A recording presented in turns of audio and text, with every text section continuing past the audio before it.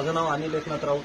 Santkrupa auto parts and garage हे shop मी बाबरा येथे नाचेमिल बाबरा या रोडवरती नवीनच चालू केलेले आहे. तरी आपल्याकडे सर्व प्रकारच्या टू व्हीलर गाड्यांचे इंजिन काम सर्व्हिसिंग सुद्धा होते आणि त्यानंतर त्याला लागणारे स्पेअर पार्ट सुद्धा आपल्याकडे अवेलेबल आहे.